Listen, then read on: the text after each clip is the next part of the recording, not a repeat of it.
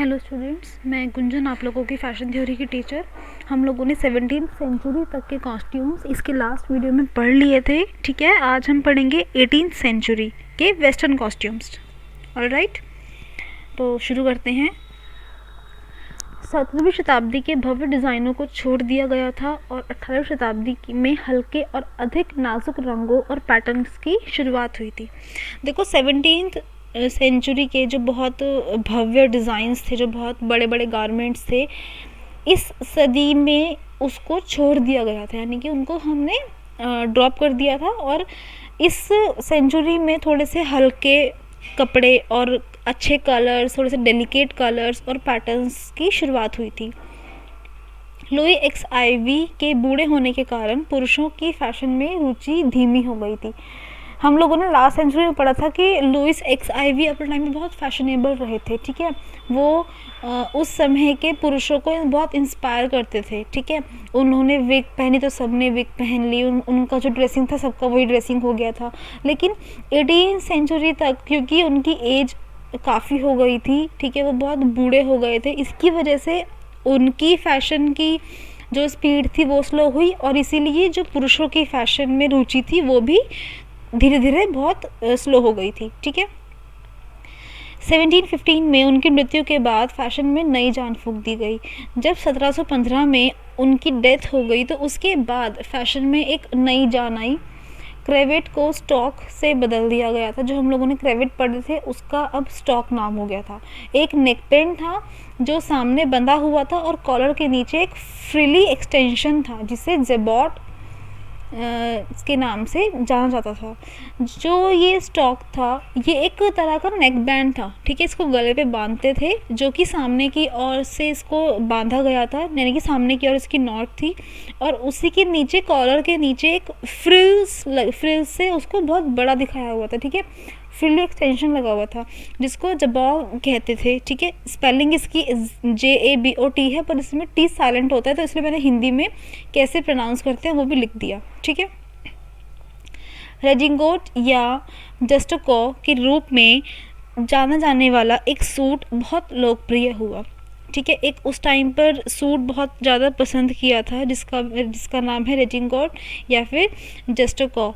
ठीक है, आज के सूट कोट में एक फिट कमर और फ्लेयर्ड स्कर्ट थी। जो ये आज का सूट था, यानी कि जो 18वीं सेंचुरी का जो सूट था, इसमें क्या था, वेस्ट बहुत फिटेड थी और उसके बाद से एक स्कर्ट जैसी शेप बनी हुई थी इस कोट में।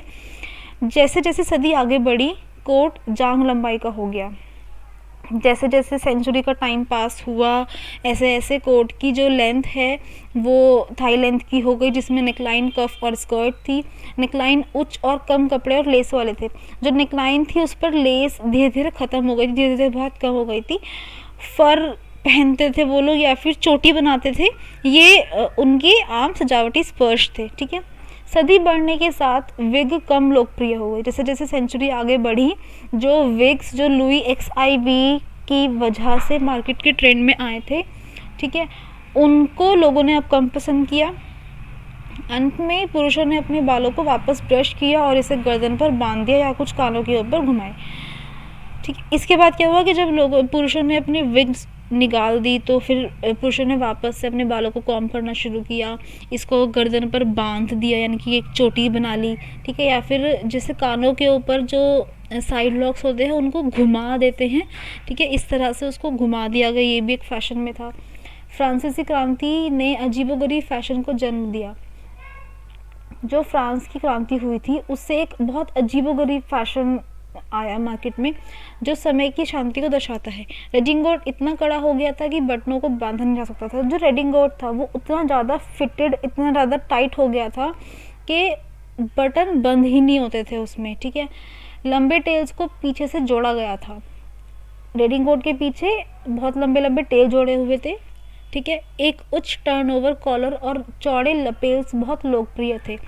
ऐसे मुड़े हुए बड़े बड़े कॉलर बहुत ज़्यादा पसंद करते थे और डबल ब्रेस्टेड तरीके से लगाए गए थे। पतलून पूरी तरह से दिखाई दे रही थी और एंकल की लंबाई की थी। पतलून यानी कि जो पैंट थी, अब क्योंकि जो कोट की लेंथ थोड़ी सी कम हो गई थी और पीछे से ट्रेल थी उसमें, इस वजह से पतले, अब जो ट्राउज़र पूरी दिखती थी और एंकल लेंथ की ट्राउज़र थी। फ्रांसीसी क्रांति के युवा लोगों ने लुई एक्सवीआई के दरबार की सुरुचिपूर्ण जीवन शैली का विरोध किया। देखो लुई 14 का तो हमने पढ़ लिया, उनकी डेथ हो गई, अब लुई 16 आए, ठीक है। तो जो उनका ट्रेंड था, जो उनका रहने का तरीका था, लोगों ने उसका बहुत विरोध किया। लुई 16 के फ्रांसीसी न्यायालय के उपहास में युवकों ने अतिरंजित वस्त्र पहने। उनका मजाक बनाने के लिए जो युवा पुरुष थे उन्होंने भी बहुत अजीबोगरीब कपड़े पहनने शुरू करे। उनके कपड़ों पर झुर्रियाँ पड़ी हुई थी जैसे नींद से उठे हों। बिल्कुल अनप्रेस्ड कपड़े पहने हुए थे पुरुषों ने उनका मजाक बनाने के लिए, जैसे अभी अभी नींद से उठे हों। क्रेवेट्स बहुत लापरवाही से पहने हुए थे, ठीक है। लपेल्स बहुत बड़े बड़े पहने हुए थे। ट्राउज़र बहुत ढीली पहनी हुई थी, या फिर उसको किलॉट्स भी कहते हैं, जैसे कि हम लोग आज पहनते भी हैं, गर्ल्स में तो बहुत चलते हैं किलॉट्स। इंग्लैंड के लॉर्ड स्पेंसर द्वारा एक छोटी टेललेस जैकेट को लोकप्रिय बनाया गया था। इंग्लैंड में एक लॉर्ड स्पेंसर थे, उन्होंने एक ट्रेंड शुरू किया था जिसमें टेललेस जैकेट यानी कि पीछे बिना टेल की जैकेट को उन्होंने पसंद किया और उसको उन्हीं के नाम से उसका नाम रखा गया, द स्पेंसर जैकेट, ठीक है। लॉर्ड स्पेंसर उन्हीं के नाम पे जैकेट का नाम रखा गया। 18वीं शताब्दी की शुरुआत में फ्रांसीसी दरबार की महिलाओं ने फैशन का प्रभुत्व किया। जो 18th सेंचुरी की शुरुआत थी उसमें जो फ्रांसीसी कोर्ट की, जो यानी कि फ्रांस के जो दरबार थे उनकी जो महिलाएं थी, उन्होंने फैशन को कुछ नए तरीके से स्टार्ट किया। लुई एक्स.वी की मालकिन, जो लुई एक्स.वी थे उनकी जो मिसेस थी, जो उनकी मालकिन थी, मैडम दो पोम्पैंडर, उनका नाम था मैडम दो पोम्पैंडर।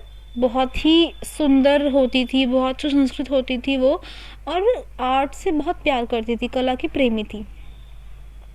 वह अपने स्वयं के प्रभाव को जोड़ते हुए पोशाक के फ्रेंच तरीके के प्रति वफादार थी, क्योंकि वो फैशन को नए तरीके से इनोवेट कर रही थी इसी, और लेकिन वो जो फ्रांस का एक ट्रेडिशनल कॉस्ट्यूम का पार्ट था वो उसको भी खोना नहीं चाहती थी। जैसे हमारे इंडिया की ट्रेडिशन है कि साड़ी सूट वगैरह, ठीक है, तो वो अपने फ्रेंच का जो ट्रेडिशन था उसके लिए भी वफादार थी, लेकिन उन्होंने अपने तरीके से उसमें कुछ चेंजेस भी किए, ठीक है।